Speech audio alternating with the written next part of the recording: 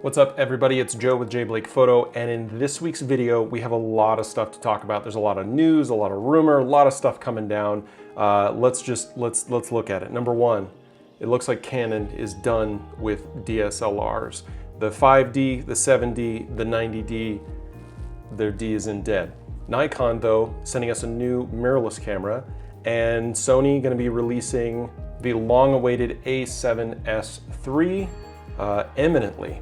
So let's hop into this stuff and let's talk about it.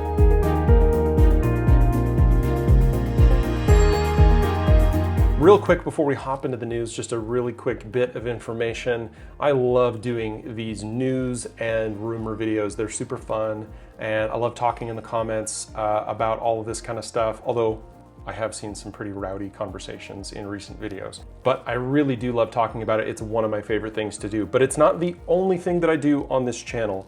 I do try to release at least every once in a while a video of a photo expedition that I've done, the Las Vegas area here where I live in the Southwest, or on recent trips to Zion National Park and to Maui this year. Not a whole lot of traveling since COVID hit, but hopefully soon there will be some new stuff on the channel as far as that's concerned. And then also I release videos on how-tos and reviews. So I'll review products. I do how-tos on things like Final Cut, Premiere, LumaFusion on the iPad, GoPros, configuring your gear like your camera or your drone. So if you're interested in that kind of stuff, go ahead and hit the subscribe button. And if you're interested in rumors and news and all that kind of stuff, go ahead and hit the thumbs up, hit that like button. It tells YouTube that this is the kind of stuff that I should continue making. And if there's something else that you're interested in that I'm not doing, go ahead and throw it down in the comments and let me know. Go ahead and follow me over on Instagram at jblakephoto, where I post photos from some of my recent trips. And with that, let's hop into the news. So first things first, we've got the Nikon. So it looks like they're going to be releasing a Z5, which, as the name suggests, probably is going to land somewhere between the Z50 and the Z6. And from a still shooting perspective, it looks like this is going to be a 4.5-ish frames per second shooter with 200 plus, maybe 275 focus points in a hybrid autofocus system on a 24 megapixel sensor with built-in 5-axis image stabilization. With a 370,000 dot EVF and dual card slots, this is an interesting entry into the Nikon line. We know it'll be slightly smaller than the Z6, and that it will be, you can power it with USB-C. It's also going to be coming with a 3.2-inch, 1.1 million dot LCD on the back that will be tilting, although we don't know to what extent, and with an ISO range of 100 to 51,200. On the video side of things, it will be shooting 4K, though with a 1.7 crop, and it won't have a slow-mo option. So maybe just 24 and 30p. It's also not going to have the top LCD that the Z6 and Z7 have, kind of like how the EOS R6 has the turn wheel instead of the LCD that the R5 has. And we're hearing that it might be coming with a new battery type, the EL15C. We also don't know what the pricing is going to be here, somewhere between $800 or $900 like the Z50 and $1,700 like the Z6. My hope is that it's going to be further down the range in terms of pricing, considering from a stills perspective, 24 megapixels, 4.5 frames per second, 200-ish autofocus points, decent EVF, and the built-in 5-axis image stabilization with dual card slots, which are also supposed to be SD UHS-2. So this feels like a pretty good secondary camera. I'm not really sure who would be picking this up as a primary shooter, although we don't know, maybe that sensor is going to have some improvements in dynamic range. This camera feels a little out of place to me, but I'm not a Nikon shooter, so I don't really know enough about some of the recent announcements to say for sure where I think this thing should land. So if you shoot Nikon and you're excited about this camera, or you've been waiting for something in this kind of low to mid-tier full frame, go ahead and post it down in the comments and let me know what your thoughts are on this camera and where you think it should price out. Moving on to the Sony camera, we actually have an announcement for that one as well. We are looking at an official announce date of July 28th, which is coming right around the bend. Now this camera has some rumored specs. These are rumored specs, so take this with a grain of salt, but these specifications look pretty out there. And this camera will definitely be pushing the envelope for the DSLR hybrid video shooter even more on the video side than the stills side, whereas I think the R6 seems to be trying to split the difference between video and stills. The A7S3 is rumored to be coming with a 12 megapixel sensor that is a fast readout sensor that will record full HD 1080p at 240 frames per second, 4K at 120 frames per second, and that will be at 10-bit 422, so matching the 4K 120 specs of the EOS R5. In addition to that, it is reported that this camera may shoot raw 4K at 120 frames a second over HDMI, so going to an external recorder. That is with a bitrate of about 600 megabits per second, with a base ISO of 160, and it will be shooting in S-Log version 3. The max video ISO looks to be almost 500,000, which is pretty bonkers. Although for a 12 megapixel sensor, you gotta figure those pixels are huge on a full frame sensor, and that will also have options for 16-bit raw output for stills. Now again, with the 12 megapixel sensor, with pixels that large, you have to assume that the dynamic range is going to be absolutely through the roof. Sony is claiming 15 stops of dynamic range. They're also claiming a 9.4 million dot EVF, which if you compare that to the new R5 and the fact that it has a 5 million dot EVF, which from what I've seen reports of, it's one of the best. Sony and Canon do kind of the best job at EVFs, although some of Sony's haven't been as great. A 9 million dot EVF OLED, that's just gonna be phenomenal, but also how's the battery life gonna be powering that EVF? It's also claimed to have built-in fanless cooling, kind of a passive cooling system. Maybe there's heat pipes that are pushing some of that heat out to different areas of the body.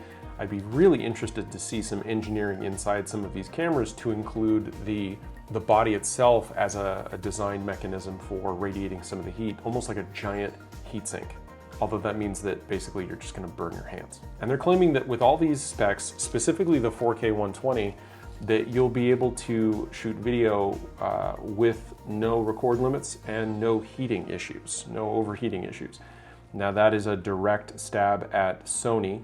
Now that is a direct stab at Canon and the EOS R5 and the record limits based on overheat potential on the CPU in that camera. It's also claiming to have CF Express slots that both act as both CF Express and SD card slots. Which if they're able to get that to work, that is pretty phenomenal, that if you want either CF Express or SD cards in either of those slots, that would be pretty phenomenal. On top of the fact that they're also claiming that it's going to be coming with a fully articulating screen, which Sony hasn't really done, and that it would be shipping in mid-August with release at the end of this month. What's interesting here is that when Sony first announced the A7S2, it was released at a $3,000 price tag. Now, if they do a similar pricing strategy to Canon with the EOS R5 relative to the 5D Mark IV, and they raise the price by a few $100s, let's say this thing comes out at $32.99, that's going to be less expensive than the EOS R5 with many of the same specifications on the video side. The really exciting thing about this announcement that they're going to be using the new CF Express Slot A, which allows them to use both C fast cards and SD cards in the same slot. I would love this to become an industry standard. That would be great. If they're able to get this to go and get it to work, that would be amazing. And if we can get those cards out at decent prices in the next year or so, that would be very, very exciting. Let me know down in the comments if that's something that you're interested in, if you really want to be shooting with SD cards now and then move towards CFast Slot A, or if you just think that it's a gimmick. Type A is not as fast as Type B and Type C, the larger cards that CFast has in its lineup, but these should take the kind of bit rates that Sony is going to be throwing at it with this camera. Okay, last but not least, now that we've talked about the Nikon and Sony information, I want to talk a little bit about some of the reports that have been coming out from Canon and some of the news stories that I've seen recently regarding Canon DSLRs.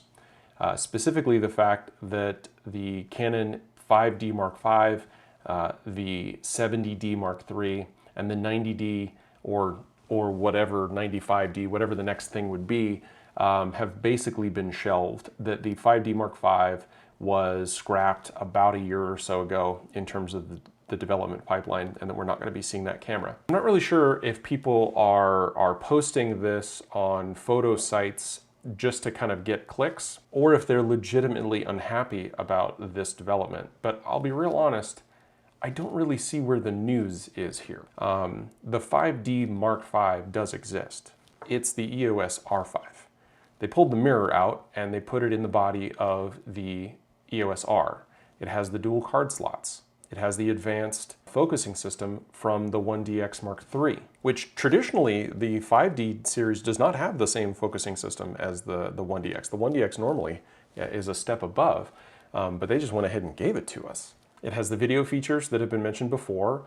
I know that comes with the overheating issue, but from a stills shooting perspective, if you're looking at the 5D Mark IV and you want to upgrade your camera, why wouldn't you upgrade to the EOS R5? The price is in line with what the 5D had been previously. It's, you know, a little bit more expensive, but that's not super uncommon in the industry, especially since all camera manufacturers, not just Canon, but all camera manufacturers have seen most of their more profitable bottom end completely cannibalized by smartphones. People aren't buying the $500 to $1,000 DSLR in anywhere near the numbers that they were before, and also none of the point and shoots that Canon used to make a ton of, because of the fact that they have smartphones, and social media and sharing over smartphones has really kind of diminished or reduced the amount of printing that people are doing, so they're not buying Canon printers. So throw all that together and realize, well, yeah, they might have to up the price just a little bit. That all makes sense to me, but a few $100s really isn't that much. We don't really know how well it does on the dynamic range end, but the last few Canons really haven't been phenomenal for that anyway. So if you were waiting for the 5D Mark V, tell me down in the comments, why isn't the EOS R5 that camera for you? And I mean that purely as a stills shooter. I mean, if you were to look at the stats of what a 5D Mark V would have been, and then you look at the stats of the R5 with its 45 megapixels, which with its 12 frames per second mechanical, dual card slots, super fast buffer, 100% coverage AF system with head, face, eye autofocus systems, eye autofocus for animals, and the same dust and weather resistance that we're used to getting in the 5D series. Where's the downside? I guess I just don't see it. Is it the pentaprism? Is it the optical viewfinder? Are there people that just really love the optical viewfinder? Is it the lens adapting? Because I've had no problems with the EF to RF adapter. I've actually found that some of my lenses actually perform better. You know, what is it that would be holding you back if that was what you were waiting for? If you were waiting for the 7D Mark III, how is the R6 not the camera that you would go with? Now, it doesn't have the weather sealing that the R5 has, but it has the speed, and the 7D has never really been known for having super high megapixel counts. So how is that not a pretty decent replacement? Don't get me wrong, there may still be a 7D out there or an R7 out there, but tell me down in the comments what you think about that as a possible long-term. And as far as the 90D is concerned and the replacement for that, I mean, I would think that the RP and the R at a slightly lower price is a pretty solid investment at that range with all of its features. So it is an exciting season for cameras, honestly. We've got a Nikon announcement coming probably tomorrow. We've got a Sony announcement coming in about a week. We just got the brand new cameras from Canon, and all the reviews are starting to hit YouTube. The market seems to be moving, which is fun, which is what I love to see. Now, I happen to shoot Canon, but I love to see Sony and Nikon really come in and contribute to the market and push each other when you have multiple companies that are investing in products to satisfy the needs of their customers. It's always really, really good to see. So I'm excited for it. If you're excited for it, let me know down in the comments. Go ahead and hit the like button. And again, I do videos about news and reviews once or twice a week because it excites me. I love this stuff. I like talking about it. I like talking about it with you guys. And I like seeing the comments and the conversation that you guys have on my videos. That's super fun to watch happen. It just kind of boils up, which is great to see. But of course, that's not all I do on this channel. I also post videos about some of the adventures that I take. I shoot a lot of landscape photography, so I try my best to vlog when I am doing those photo shoots. So that's on this channel. I'll put links to some of my most recent stuff right over here. And then I also do videos where I talk about, you know, reviews of gear, and I do how-tos on editing and things like that. So I'll go ahead and put those here. And if you're interested in that stuff, go ahead and subscribe to my channel. Don't forget to hit me over on Instagram at jblakePhoto. And thanks so much for watching. I'll see you in the next one.